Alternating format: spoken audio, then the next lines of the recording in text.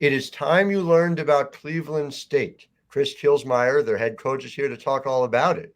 Locked On Women's Basketball starts now. Ogunbowale for the win. Good! You are Locked On Women's Basketball, your daily podcast on women's basketball.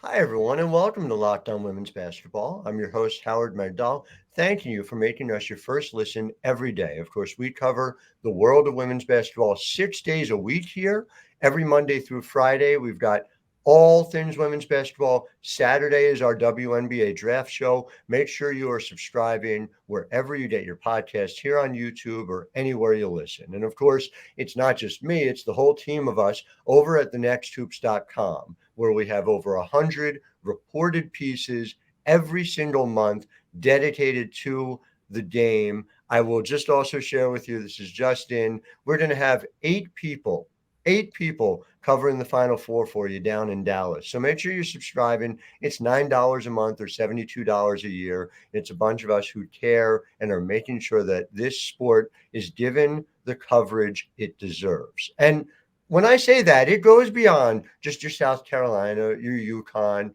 some of the names that we do see on a daily basis. And I say this as a plea. I say this as a plea to my fellow media members. Cleveland State is building something really important. It's something that can too easily fly under the radar. And Coach, before I bring you in, I want to share this, okay? You're in your fifth season, right? Yes, sir. Okay. I was not a math major in college, but I'm going to just share the following, which is 8-20, 19-11, 13-9, 19-9, and now 27-4 heading into the Horizon League quarterfinals. I know it's about so much more than wins and losses, but you have to look at that and see what is happening at Cleveland State. So, Coach, welcome. Thank you for diving into it with us, and just kind of take me through, when you took this job, how much it felt like this was where you could get the Vikings to by here in year 5. Well, first off, thank you for allowing me this opportunity to talk about Cleveland State women's basketball. I'll take every chance I get. And also thank you for what you do for women's basketball. It's people and podcasts and media people like you that make our sport even better. So thank you for all that you and your team do. I've been a head coach for 23 years, and I've really believed that I would never go anywhere where I didn't think that we could win championships and be able to put the kind of championship level program out there that people can be really excited about. And I've spent my entire career building programs. And when I came to Cleveland State, I believe there was a lot of untapped potential here. We had a committed administration. We've got a beautiful campus. We've got great facilities, and everything was in place to really build something here. We believe that, and we've had a large team through these 5 years that have really gone to work on trying to do everything that we can to give our players the best possible experience. I didn't say win games, give them the best possible experience as they can on and off the court, and just the opportunities that they have to learn as people and players is at the forefront of our staff's mind every day. And, we want to create a championship level culture off the court long before we get to on the court, because we believe that, for you to reach your potential on the court, you've got to be a championship person off the court. And we've gone to work on building that, and we've seen the results of it steady by each year, and we're just excited. 27 wins. I mean, that's the second most in the country right now. So, we're celebrating what we've done, and we're really excited to play this week. It's a remarkable thing to see. And again, you talk to any coach that's built a winning program, and it comes down so much of the conversation to culture, right? But when you are building at a mid-major program and you're not having to necessarily make those trade-offs, there's so many coaches will talk to me off the record about the fact that, look, this kid is a top 25 national talent. So therefore, we're going to make that trade-off and we're going to manage. We're going to hope for the best. For you, it's less a question of that, right? And it's more a question of figuring out who are the people who fit what you are looking to build more directly. No question. The first thing that we evaluate in the recruiting process is the person themselves and how much they care about the game.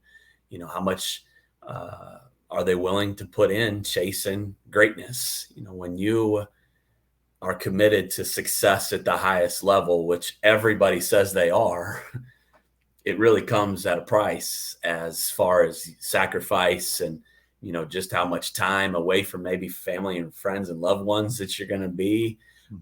They're just, to build something really special, it takes a lot of people that are really committed to the goal in hand. And that's, for us on the court, it's winning a championship and getting to the NCAA tournament. And, so when we evaluate players, it's first and foremost about how much they have a desire to be in the gym and how much they just love being a great teammate. And that's the kind of culture that we've built at Cleveland State. You've also, it seems from the outside, and I'm sure even more so inside, built something that has clear steps, clear runs along the way. You've done it, though, within a period of time. I don't think I'm telling any secrets to our listeners. That has not been the normal last 5 years. When you think back on everything that's gone on, when you think about, the battles with COVID, and I know it's something that you've worked with personally. I know it's also something that, quite frankly, the sport writ large has dealt with. There have even been postponements, cancellations this year around it. Has it altered your timetable at all to where you thought you would be by this point? Clearly, you've gotten to, rarefied air. Again, 27-4 is 27-4. That's indisputable. But just take me through kind of how that plan has been altered in some ways by all that you've gone through. Yeah, everybody wants everything in life a lot quicker than what it happens, no matter what it is. I mean, we're a society of results and wanting what we want now.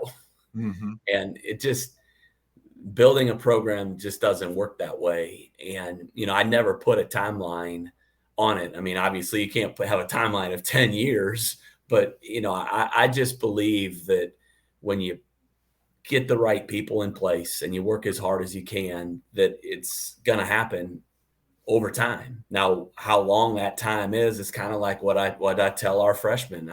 I believe you're going to be a really, really special player in this program someday.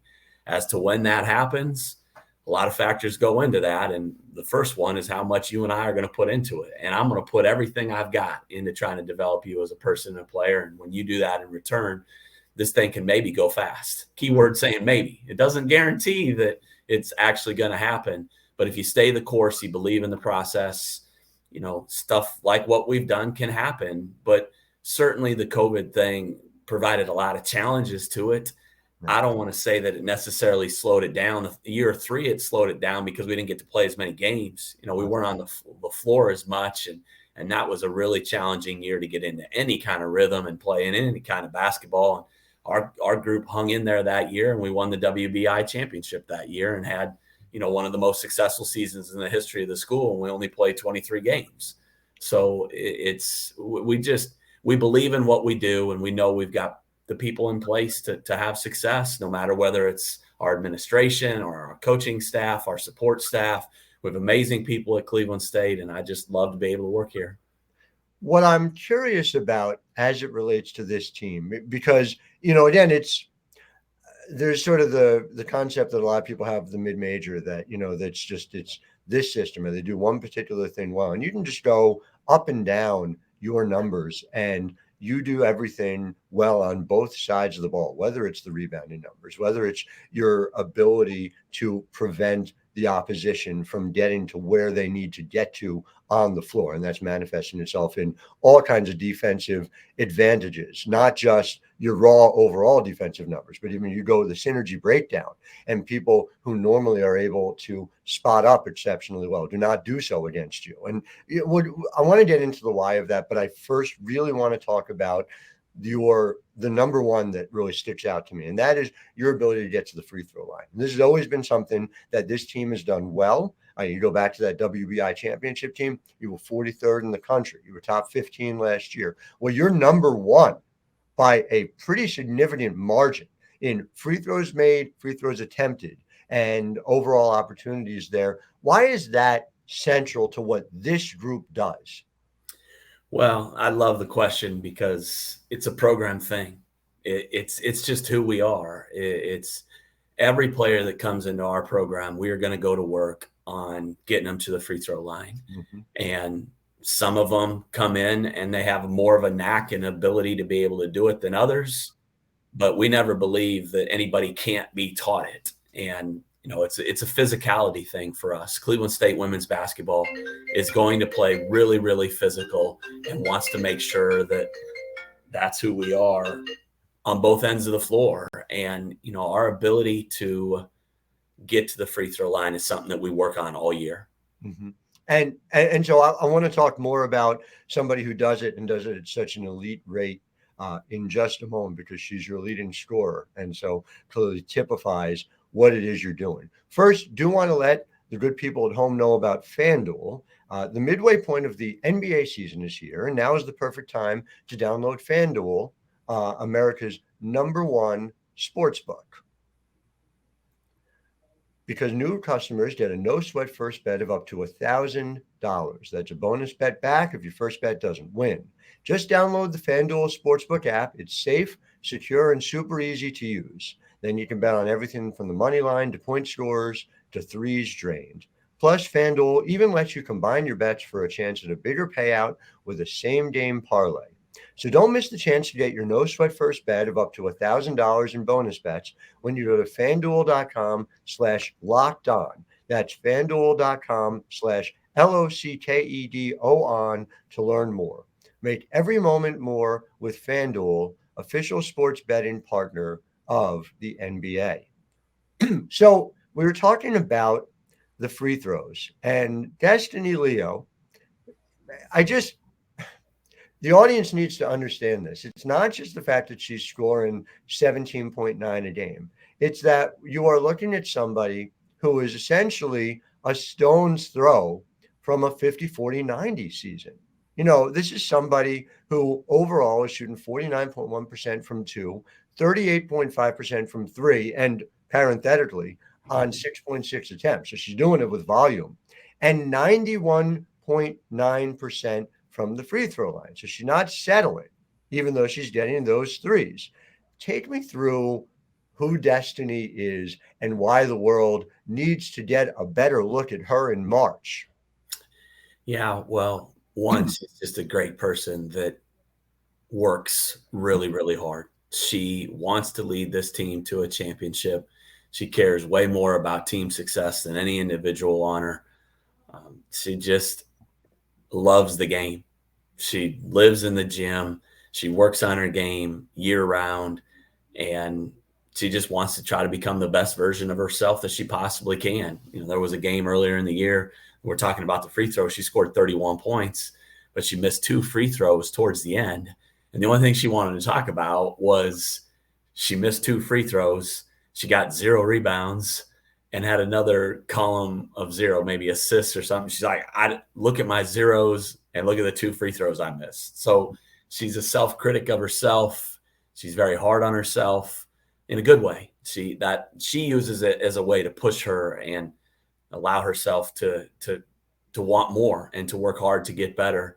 And, she puts the work in, everything that, people see from Destiny on the court and between the lines doesn't happen easy for her. She works at it and finds a way to get better in life every day. Did you know what you had in her? I know she came off the bench for your freshman year. Did you have a sense that she was somebody who, Horizon League Player of the Year here as a junior? So, even bigger things to come potentially. Just, what did you see about her out of high school?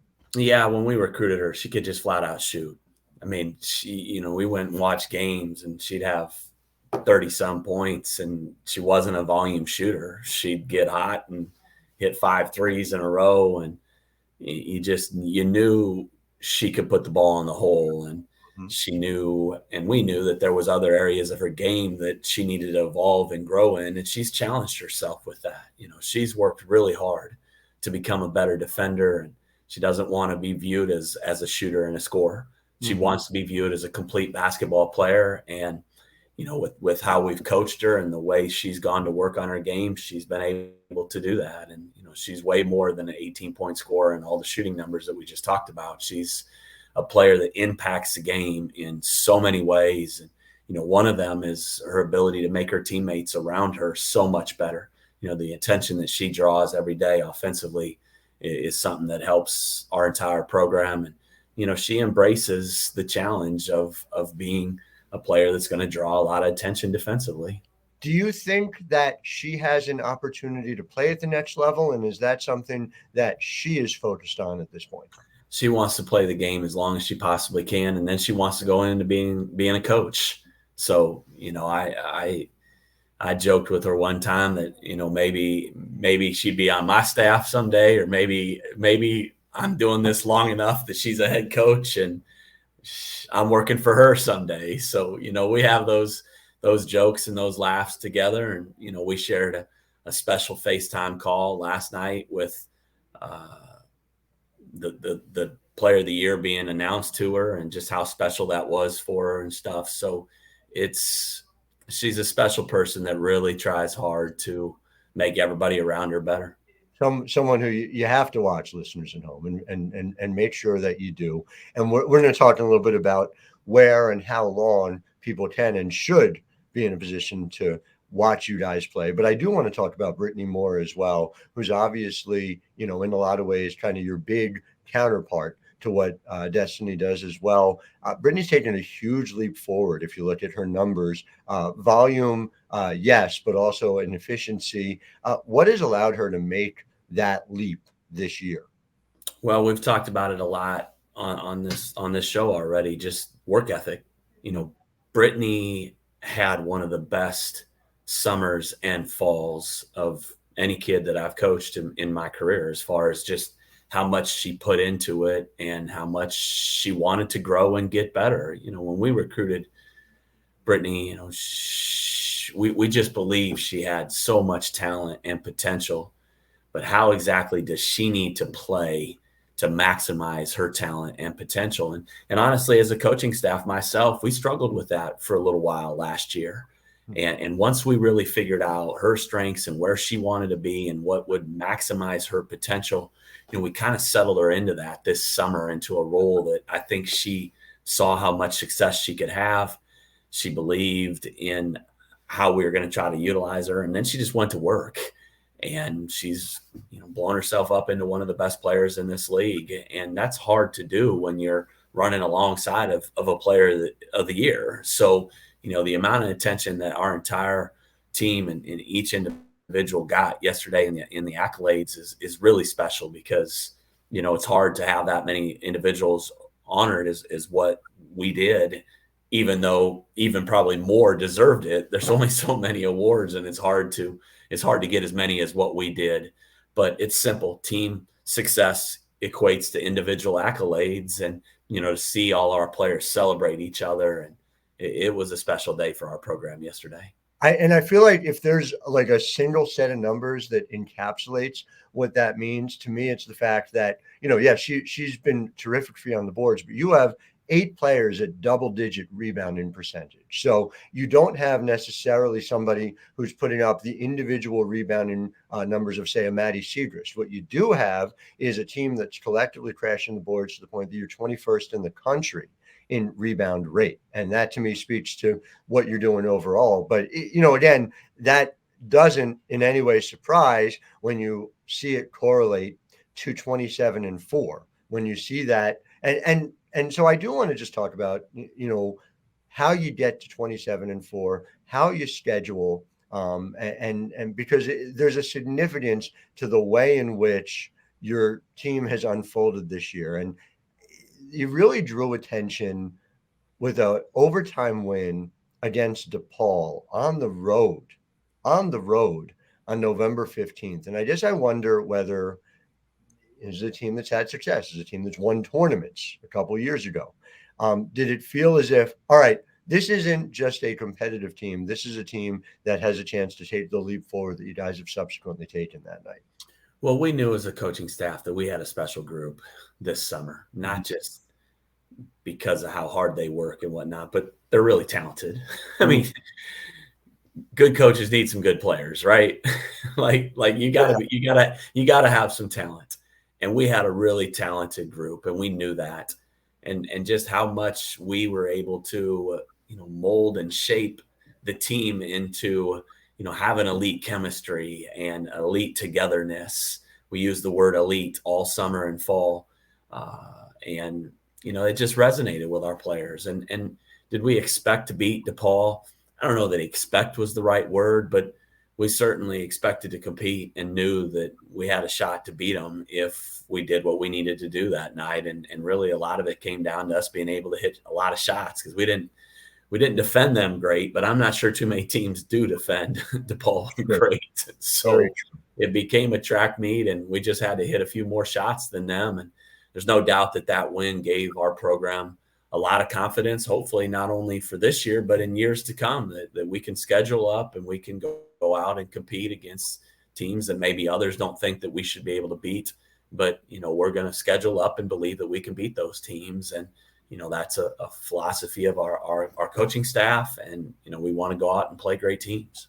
And I guess the flip side of that is just, this is a 27-4 team that is playing in a conference tournament where there is every risk, because, and this is just, I've banged on this on the show all the time, that the NCAA so often fails to reward mid-major conferences when teams have had great seasons. If there is a slip up in the conference tournament, does it feel to you like the stakes are even higher there, number one? And number two, when you think about scheduling here, now that you have created what you have created here as a program, does it feel like there's a way to win that net rating game, for lack of a better way of asking it? Yeah, well, I guess that's $1 million question probably for every Division I coaching staff, right? Because it's really hard to, we thought we had some teams on our schedule that were going to perform better than what they ultimately had. And, we know that penalized our strength of schedule, which, we had some teams that, won their league last year that are 500 this year or whatnot. So the scheduling game is such a challenge, and it's becoming even more of a challenge for us, because when you start to win more games, then, does some of the bigs even want to play you? And, right. and now it's such a challenge, and, but we embrace it. I mean, we know what it is. We had a talk with our team a few weeks ago that our numbers aren't going to go up a lot. If they're going to go somewhere, they're going to go down. Right. Where our numbers are at right now, it's not good enough to get an NCAA at-large bid. Mm-hmm. It's just not. And so we can't worry about what we can't control. We just got to play really good and not let the pressure bother you. We played in some big games down the stretch of this season, and, we didn't maybe handle them the best that we possibly could. And I hope that that's really taught everybody in our program, including myself, how to handle those moments better. And, this means a lot to everybody in our program. And we certainly know what we want to get accomplished, but you can't make it about that. You got to stay in the moment, and you got to really focus on doing your job. You got to prepare hard. And when the moment comes, just go out there and do your best. And our best is probably good enough. So we just need to focus on the task at hand and not worry about the outcome or what could come or what could happen if we don't, and let all these thoughts control your head away from just enjoy the moment, go out and do your best. And again, for our listeners at home, just to give you the context, we're talking about a 27-4 team. The Horizon League has a 25-4 team as well in Green Bay, went 18-2 in conference. And just frankly, the reason why we're talking about this is 1v2 is Green Bay has beaten you guys twice this year. However, to beat a team, any team, 3 times in a year is exceptionally difficult. Exceptionally difficult. When you're talking about beating a team 3 times in a year that's only lost 4 times all season, it takes it to another level. And I say it by means of, look, we're getting ahead of ourselves. There's a quarterfinal, there's a semifinal that's got to happen first. But writ large, an opportunity in Indianapolis to see these 2 teams that net rating, you're right, is a little lower than a lot of at-large profiles, but we could have a whole separate podcast about just that. You guys are both in the 60s. It's you guys are doing, it feels to me like all you can. And so I get like personally aggrieved when I see conferences in this scenario. Does it feel like that's an opportunity on national TV, a potential final between 2 teams like this for people to understand where the Horizon League is? Well, if it gets to that point, right, we'll embrace it. But our only focus is on Thursday night, and we're excited to figure out who we play tonight, and be able to get to work on game planning and scheming how we're going to beat a team on Thursday night, and a team that we potentially may have to beat for the 3rd time. So we know that the path just to get to Indy in this league is extremely difficult. And, so our focus isn't about Green Bay or the national audience or any of that stuff. We're aware that all that stuff is potentially out there. There's no way to hide from it, right? There's no way to downplay it, but you have to lock into the moment and the task at hand. And that's our game on Thursday night when that ball is going to tip at 5:30 Eastern time. And we got to be ready to go. Well, I cannot recommend highly enough all of you listening at home to make sure you check out Cleveland State when you check out what Coach has been building here. I am fascinated to see the road ahead for you guys, and I really enjoy it. I also want to let our listeners know at home that we thank you for making Locked On Women's Basketball your first listen today. Now make your second listen game to game NBA, every moment, every top performance, every result. Locked On Game to Game covers every game from across the NBA with local analysis that only Locked On can deliver. Follow Game to Game Locked On NBA, available on the Odyssey app, YouTube, or wherever you get podcasts. And it's true, once you finish watching Horizon League basketball in Indianapolis, there is an NBA team there as well. So just something to keep in mind. I believe they're called the Pacers. Coach, thank you so much for your time. Really appreciate it. And all the best of luck with you the rest of the season. Well, again, thank you for what you do for everything with women's basketball, and specifically the mid-majors and the programs like Cleveland State, because you give us a platform to be able to talk about our program that we feel like more people need to know and hear about. And you're doing that for not only our program, but a lot of other programs. And, it's amazing work that what you guys do, and keep on doing it. Appreciate it. We sure will. Coach, all the best to you. All the best to our listeners. We'll be back with you tomorrow. Until then, I'm Howard Megdal, wishing you a wonderful day. Ogunbowale for the win. Good! You are Locked On Women's Basketball, your daily podcast on women's basketball.